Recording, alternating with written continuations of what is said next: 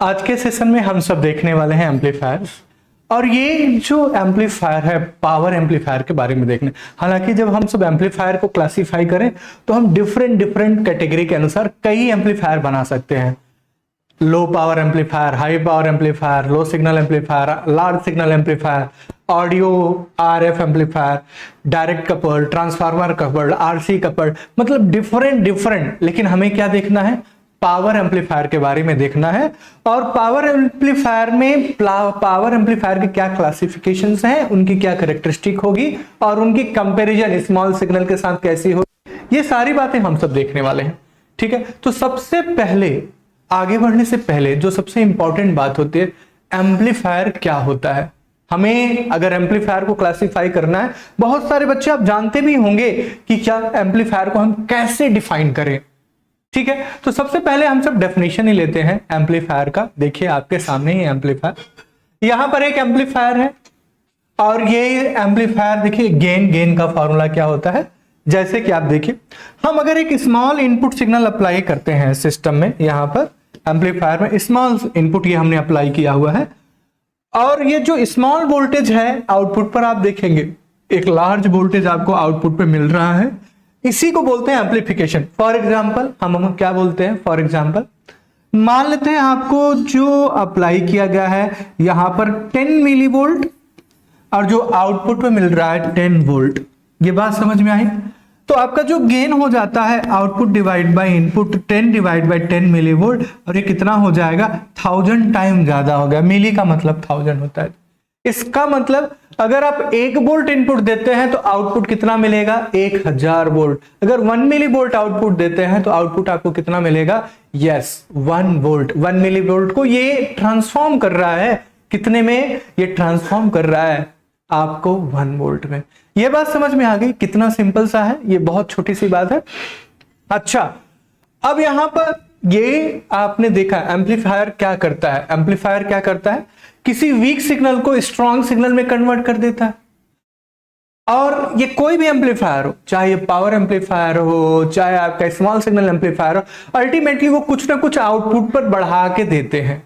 ठीक है, तो सबसे पहले पावर एम्पलीफायर देखने से पहले स्मॉल सिग्नल एम्पलीफायर हम सब देखने वाले हैं, उसको देखने, जिसको आप वोल्टेज एम्पलीफायर बोलते हैं, उसको देखेंगे और उसके बाद हम सब पावर एम्पलीफायर, फिर दोनों का कंपैरिजन करेंगे। ठीक है, तो ये था amplifier. What is the amplifier? देखिए अगर हम इसको डिफाइन करें कैसे, it is device used for the amplification of signal. बात समझ में आ रही है? एम्पलीफिकेशन का मतलब जो इंक्रीज कर दे आउटपुट लेवल को for taking a small value of signal. अगर आप स्मॉल वैल्यू को भी लेते हैं वो आउटपुट को क्या करे, इंक्रीज कर दे। ये बात समझ में आ गई? तो ये यहां पर क्या करता है, एम्पलीफिकेशन ऑफ सिग्नल। ठीक है, it improves the strength of signal without altering the shape of the signal. ये क्या बोल रहे हैं, it improves the signal without altering the shape of signal. Meaning क्या है, आप देखिए जैसे आपने साइनोसॉइडल इनपुट दिया हुआ है तो आउटपुट पर भी साइनोसॉइडल हो सकता है, ये आए, हो सकता है आपको ये ऐसे आ जाए, कुछ भी आए, लेकिन जो भी आउटपुट आएगा देखिए कैसा भी आए, अगर हो सकता है ये आए, हो सकता है आपके पास थोड़ा सा ऐसे आ जाए, लेकिन अगर आपने इनपुट पे साइनोसॉइडल वेव दी है तो output must be sinusoidal, then only it is called as amplifier. Otherwise it will be said as yes wave shaping circuit, जो वेव को अल्टर कर दे। लेकिन एम्पलीफायर क्या करता है, जो आपने इंफॉर्मेशन इनपुट पे दी है उसका मैग्नीट्यूड क्या होता है, बढ़ जाता है, provided shape of waveform never changes. बात समझ में आ गई? अच्छा, अब ये तो आपने सीख लिया हुआ है। नेक्स्ट देखिए, an amplifier is the part of circuit that increases the input signal strength। अगर कहीं पर आपने मान लेते हैं कोई सर्किट आपने लगाया है और सर्किट से हम मान लेते हैं थर्मामीटर कनेक्टेड है। थर्मामीटर यहां पर एक सेंसर होता है, वो टेम्परेचर को इलेक्ट्रिकल सिग्नल में मान लीजिए कन्वर्ट कर रहा है। ट्रांसड्यूसर, कोई ट्रांसड्यूसर है, जब ट्रांसड्यूसर का आउटपुट आप लेते हैं वो स्ट्रेंथ में बहुत स्मॉल है, तो उसको प्रोसेसिंग करना मतलब लॉस ऑफ डेटा, आपका डेटा लॉस्ट हो सकता है, तो उससे प्रोसेसिंग से पहले हम क्या करते हैं, एम्पलीफिकेशन। ठीक है, और एक बार एम्पलीफिकेशन आ गया, स्ट्रॉन्ग सिग्नल आ गया, हम इजिली सब प्रोसेसिंग कर सकते हैं जो हमें करना है। तो बात समझ में आ गई, उन्होंने क्या कहा, पार्ट ऑफ द सर्किट, और ये इंक्रीज कर देता है इनपुट को, ठीक है। It is used to increase the amplitude of signal waveform without changing other parameter of the waveform such as frequency and wave shape। अब यहां एम्पलीफायर को अगर हम डिफाइन करें, amplifier increases the strength of signal without changing frequency of the signal and without changing shape of waveform. तो उसी को हमें क्या बोलते हैं, एम्पलीफायर, ठीक है। सिग्नल में डिले हो सकता है, सिग्नल यहां पर आपका डिले के साथ साथ उसका एम्पलीट्यूड ज्यादा भी होगा, ये भी आप देख रहे हैं, लेकिन shape never change, frequency never changes, ठीक है। अब ये हो गया। Next, there are many form of electronic circuit class as amplifier. देखिए आप कैसे बताते हैं, अगर हम देखें इलेक्ट्रॉनिक्स में, अगर हम सब देखें तो एम्पलीफायर के बहुत सारे यहां पर एप्लीकेशन देखेंगे। वहां पर कैसे आप बीजेटी को यूज करके एम्पलीफायर बना सकते हैं, फील्ड इफेक्ट ट्रांजिस्टर यूज करके बना सकते हैं, ऑपरेशनल एम्पलीफायर, ऐसे बहुत सारे हैं। तो यहां पर हम कुछ देखें, amplifier, directly amplifier, operational amplifier and small signal amplifier and up to large signal amplifier, power amplifier, ऐसे ऐसे करके बहुत सारे एम्पलीफायर्स होते हैं, ठीक है। The classification of amplifier depends on the size of the signal. देखिए अगर हम यहां पर बात करें जो क्लासिफिकेशन होता है एम्पलीफायर, तो हम कैसे कैसे उस पे हम उसको क्लासिफाई कर सकते हैं, कैसे हम उसका कंस्ट्रक्शन है, पहला वन। आउटपुट इनपुट का कैसे आपका रिलेशन है, दूसरा हो गया। तीसरा हो गया आपका वो कैसे सिग्नल को कैसे सिग्नल में कन्वर्ट करता है, ये हो गया। और साथ ही साथ में ये किस फ्रीक्वेंसी के रेंज तक काम कर सकता है, मिनिमम हाई, इसके बेस पे आप यहां पर क्लासिफाई कर सकते हैं। लेकिन यहां पर हमने जो लिया है, देखिए classification of amplifier on the size of signal, जो सिग्नल होता है वो उसके बेस पे कर सकते हैं। तो उसके बेस पे क्या होता है, लार्ज या स्मॉल सिग्नल, ठीक है। It's a physical configuration and how it is processed the input signal, that is the relationship between input output signal and the current flowing in the load। मतलब आप input output से कैसे दे रहे हैं signal का amplifier को, उसके basis पे क्लासिफाई कर सकते हैं। ये लोड में करंट कैसे फ्लो हो रही है, कितना छोटा या ज्यादा, बड़ा या कम, यहां पर उसके बेस पे कर सकते हैं। सिग्नल का प्रोसेसिंग करने का तरीका क्या है, on the basis of that भी हम क्या कर सकते हैं, एम्पलीफायर को क्लासिफाई कर सकते हैं। और हम का जो main focus, we are mainly focusing on large signal and small signal amplifier, and out of these two things we are also focused और more focused over large signal amplifier compare to small signal amplifier. Meaning क्या हो गए, हम इस session में जो देखने वाले हैं वो स्मॉल सिग्नल एम्पलीफायर नहीं, लार्ज सिग्नल एम्पलीफायर देखने वाले हैं। बात समझ में आ रही। अब आगे चल के जब हम सब बढ़ेंगे तो लार्ज सिग्नल एम्पलीफायर को लार्ज सिग्नल एम्पलीफायर क्यों बोलते हैं, हम वो भी देखेंगे, ठीक है। ठीक है, ये सारी बातें हो गई। अब सबसे पहले लार्ज सिग्नल एम्पलीफायर को देखने से पहले हमें देखना है स्मॉल सिग्नल एम्पलीफायर। ऑलरेडी आपने देखा है, क्या आपने देखा है कि एम्पलीफायर किसको बोलते हैं, इसकी क्लासिफिकेशन कैसे करते हैं, ये सब आप जानते हैं अभी। अब हम बोल रहे हैं स्मॉल सिग्नल एम्पलीफायर। देखिए क्या बोल रहा है, small signal amplifier is also known as voltage amplifier.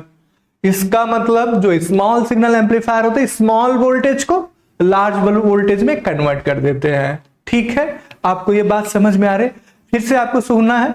अगर हम वोल्टेज एम्पलीफायर बोले या स्मॉल सिग्नल एम्पलीफायर बोले, जनरली दोनों का नाम सेम ही है, ठीक है। इसका मतलब जो लार्ज सिग्नल एम्पलीफायर होता होगा, इसका मतलब वो करंट एम्पलीफायर होता होगा या तो पावर एम्पलीफायर, और उसी को हम क्या बोलते होंगे, लार्ज सिग्नल एम्पलीफायर। अभी आपको यहां पर एक पिक्चर पूरा क्लियर हो रही।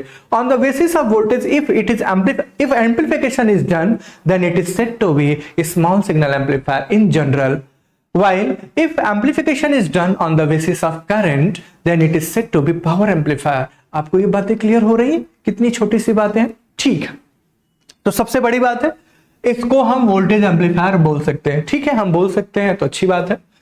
This is because these amplifier are used primarily for voltage amplification, but they are not capable of supplying a large amount of power to the load such as loudspeaker. अगर आपको drive करना है loud speaker ऐसे load को, तो ये जो amplifier है ये आपको उतना करंट नहीं देंगे जिससे ज्यादा पावर जनरेट हो सके और वो पावर ड्राइव कर सके किसी लाउड स्पीकर को। वही स्पीकर जो आप यूज करते हैं लाउड स्पीकर, बात समझ में आ रही है? ये आपका मोबाइल का स्पीकर नहीं, वो बहुत छोटा होता है, ठीक है, लाउड स्पीकर की बात कर रहे हैं यहां पर आप देख रहे हैं। तो ये क्या करता है, जो स्मॉल सिग्नल, इनके पास इतनी कैपेसिटी नहीं है कि आउटपुट या लोड जो ड्राइव हो रहा है वहां पर उसको ज्यादा पावर सप्लाई कर सके। ये बात समझ में आ रही? तो इसीलिए हम क्या कर रहे होंगे, शायद हम इसीलिए मूव कर रहे होंगे पावर एम्पलीफायर, एक अलग क्लास। बात समझ में आ रही? अच्छा, अगर हम पावर एम्पलीफायर को अलग से क्लास बना रहे हैं, इसका मतलब स्मॉल सिग्नल और जो पावर एम्पलीफायर है उन्हें बहुत सारे डिफरेंसेस भी होंगे, तभी तो हम उसको कैटेगराइज कर पा रहे हैं। अच्छा, ये एम्पलीफायर जो नॉर्मल स्मॉल सिग्नल एम्पलीफायर है, ये पावर नहीं सप्लाई कर पा रहे हैं, large amount of power supply नहीं कर पा रहे हैं, तो वो पावर एम्पलीफायर या लार्ज सिग्नल एम्पलीफायर में ऐसा क्या होता होगा कि ज्यादा पावर सप्लाई कर सकते हैं। तो उसके डेफिनेशन में हम सब देखेंगे, जब कंपेयर करेंगे तब हम देखेंगे, ठीक है। अब यहां पर whenever the load demand the large power we have to use specially designed amplifier called as power amplifier। हमें क्या बोला जा रहा है, जब भी हमें ऐसा लोड मिले जिसको लार्ज पावर चाहिए, किसके लिए, उसको ड्राइव करने के लिए, तो हम क्या यूज कर देते हैं, generally we use power amplifier. इस बात समझ में आए? इसीलिए कभी भी आपने इलेक्ट्रॉनिक सर्किट को अगर आपने देखा होगा, कभी ध्यान से उसके आप जो वहां पर सर्किट डायग्राम होता है, सर्किट डायग्राम के लास्ट स्टेज पे अगर आप देखेंगे तो एक पावर एम्पलीफायर होता है। कहां होता है ये, जस्ट लोड से पहले आपको जो एम्पलीफायर मिलेगा वो क्या होता है, पावर एम्पलीफायर। ये बात समझ में आ गई? क्यों पावर एम्पलीफायर, क्योंकि जो लोड है वो डिमांड कर रहा है, load is demanding high power, to supply high power to the load we connect power amplifier या लार्ज सिग्नल एम्पलीफायर। ये बात क्लियर हो गई? सिंपल सी छोटी सी बात है, ठीक। नेक्स्ट, अब यहां पर अगर हम देखें स्मॉल सिग्नल एम्पलीफायर के बाद, यहां पर देखिए आपने इसे इनपुट दिया power amplifier, high voltage low current यहां पर सिग्नल है, जबकि अगर आउटपुट देखेंगे तो हाई वोल्टेज हाई करंट। आपको बात समझ में आ रही? आपने इनपुट पे क्या दिया हुआ, high voltage low current, but you will have output as high voltage high current, meaning if we calculate power at the input stage we will have Vi into Ii. Here Ii is small, it means Ii equals small, it means Pi जो input power is small, while at the output if you are seeing P out equals V naught into I naught, but here I naught is large, since power is proportional to the current, therefore you will have output power is more। बात समझ में आ रही? कितनी छोटी सी बात है, ये power है, कैसे ड्राइव करता है, तो ये छोटी सी बात है। अब यहां पर सिग्नल के रिस्पेक्ट में दिखाया गया कॉन्सेप्ट ऑफ पावर एम्पलीफायर। यही तो आपको लोड है जिसको सप्लाई कर रहा है कौन, पावर एम्पलीफायर। क्या सप्लाई कर रहा है, large power. Large power means indirectly it is current. बात समझ में आ गई, हाई करंट। अब देखें, the input signal to the large signal amplifier is high voltage low current signal. ध्यान से सुनिए, जब हम स्मॉल सिग्नल पावर एम्पलीफायर की बात कर रहे थे तो वहां पर जो इनपुट होता था लो करंट तो था, लेकिन इनपुट वोल्टेज भी लो था। जब हम आउटपुट पे देखें, कहां पर, स्मॉल सिग्नल के अंदर, आउटपुट जो था वो लार्ज वोल्टेज, वाइल जो आपके पास करंट थी वो स्मॉल हो सकती है, कभी कभी लार्ज भी हो सकती है, बट ये उतना लार्ज नहीं है जैसे कि हमारी रिक्वायरमेंट है। इसीलिए तो हम पावर एम्पलीफायर यूज करते हैं। बात समझ में आ रही? ठीक है। लेकिन जो मेजर डिफरेंस है पावर एम्पलीफायर और स्मॉल सिग्नल एम्पलीफायर में, input itself having large voltage,